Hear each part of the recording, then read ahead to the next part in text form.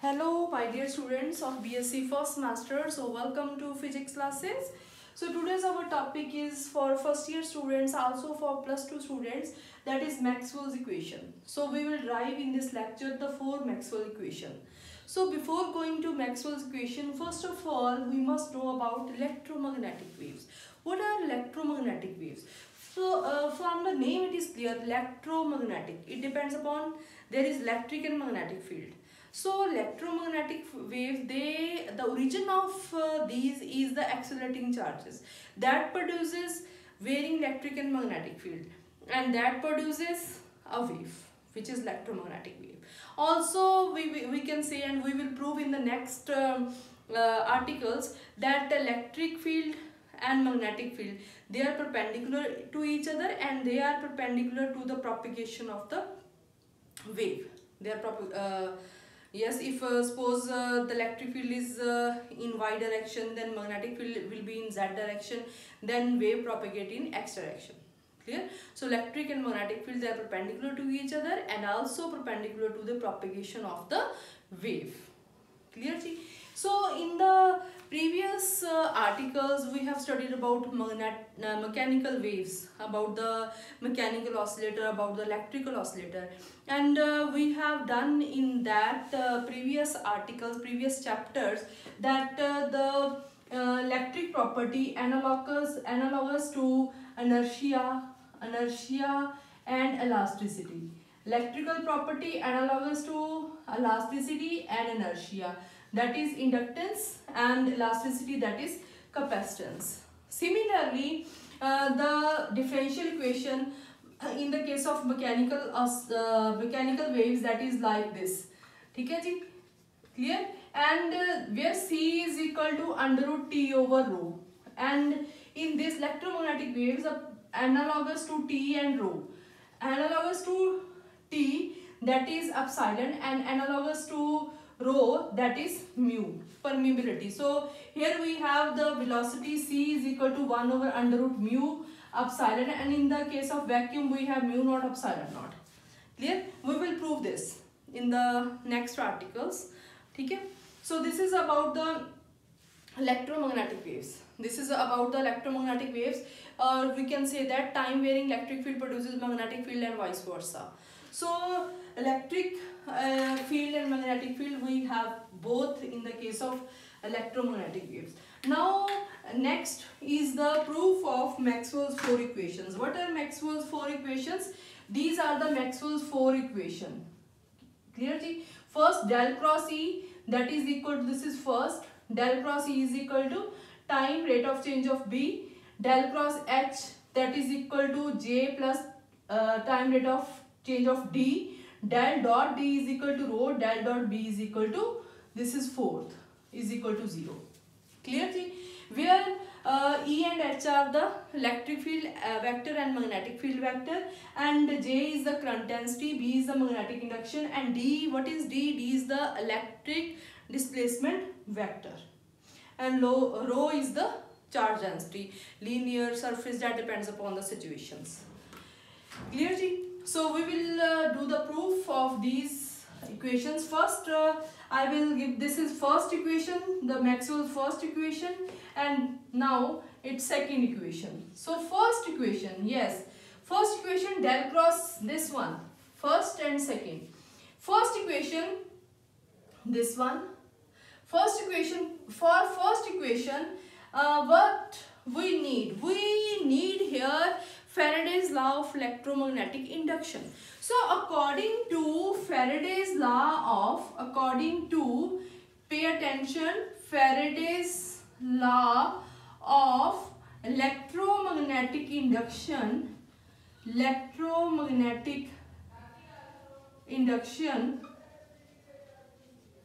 what is induced EMF?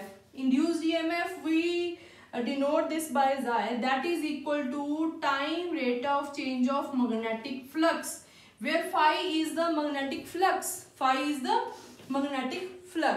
and Xi, induced EMF, that we can, according to definition that you have done in the previous in the articles of +2, current, electricity, Clear? And electrostatics, you have done that. This induced EMF that can be written as line integral of electric field. Line integral of electric field in a closed surface. So minus d phi over dt. Can we write this as surface integral of B? Clear? Phi can be written as this. That also you have done in +2. So this is our first, for using second equation. Proof of second equation, del cross H is equal to J plus this. For this we use Ampere's circuital law. What is that? Ampere, according to Ampere's circuit law. Yes, according to this, yes, see,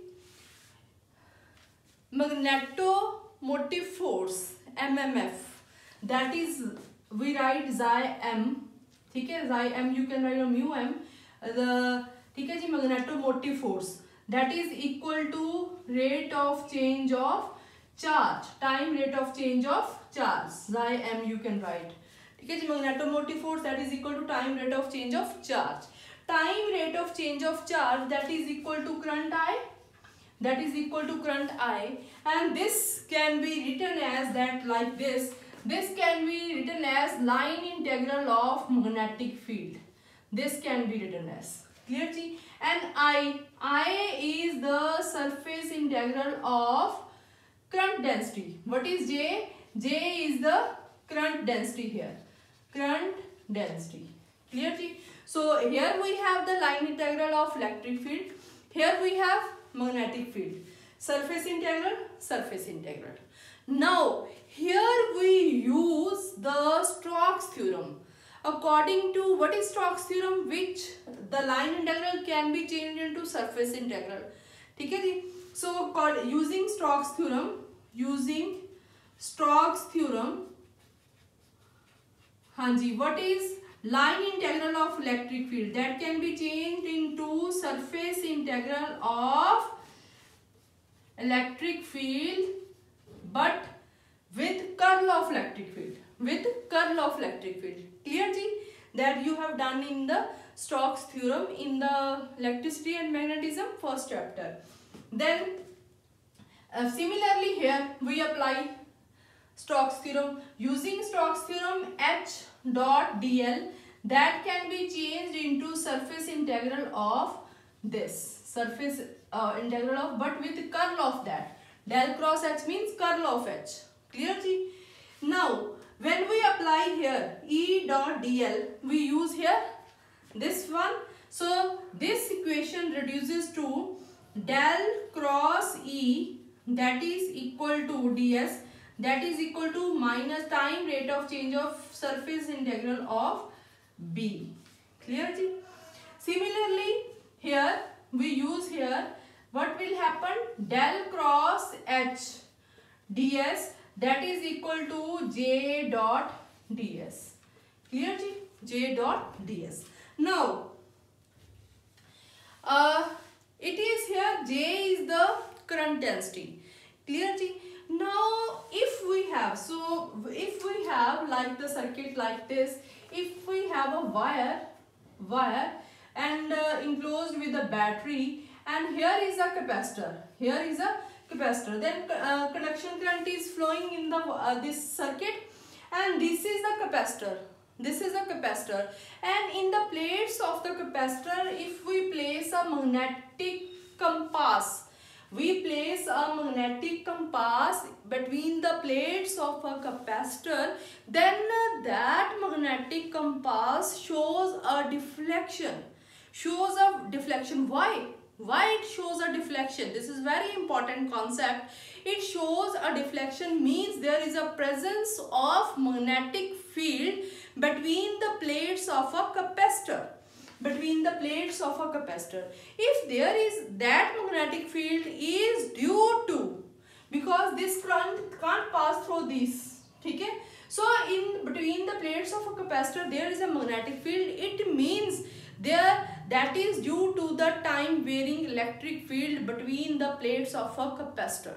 So magnetic field between the plates of a capacitor is due to the time varying electric field there. ठीक है जी. So time varying electric field produces here current that is called the displacement current. That is called the displacement current, and displacement current density that is dd by time rate of change of d. This is displacement current density. So please pay attention.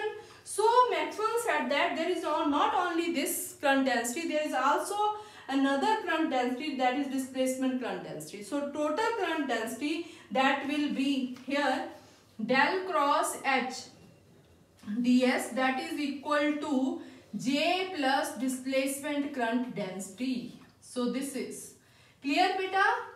Clear? This is very important, displacement current density. So in this way, now we are at the end of the proof of these two equations. So let us leave the surface integral from this. If we leave the surface integral, what we have? Del cross E that is equal to minus time rate of change of, you can also put d by dt inside the bracket. If you take it inside the bracket, that will be dv by dt dot ds. Clear? So it implies this is the Maxwell's first equation. देखो बेटा, del cross E is equal to time rate of change of B minus. Similarly, leave the surface integral from this equation. What you get? Del cross H that is equal to J plus this. So this is Maxwell's second equation. I want to do on the blackboard, but today blackboard is not available. So that's why I using this board. So no problem. I think you can understand this. So this is first equation, this is second equation. Now the proof of, we are going to prove the third and fourth equation. Next is the solution of Maxwell's third equation, that is del dot D that is equal to rho and del dot B that is equal to 0. So for these equations, proving these equations, we must know about Gauss line electrostatics and Gauss line magnetostatics. So go to +2 and the first unit and second unit, electrostatics and current electricity. So Gauss law in electrostatics, that is, we know that the surface integral of electric field over a closed surface, that is equal to total charge enclosed 1 over epsilon times the total charge enclosed in that surface.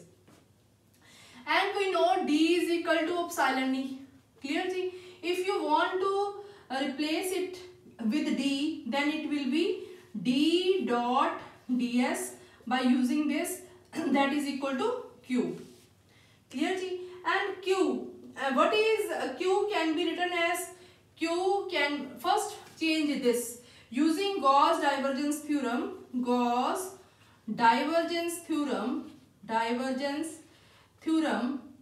Yes, the surface integral changes to volume integral. So D dot ds, that changes it to volume integral with divergence of that vector. Del dot ds changes to surface integral but divergence of D. Clear? So put this in here at here. What you get? Volume integral of divergence of D that is equal to Q, and Q can I write volume integral of rho dV, volume charge density, that is equal to total charge divided by volume. So we can use Q is equal to volume integral of rho dV. You can put V here. Clear? Similarly, from this we have, if we remove the volume integral, what you have?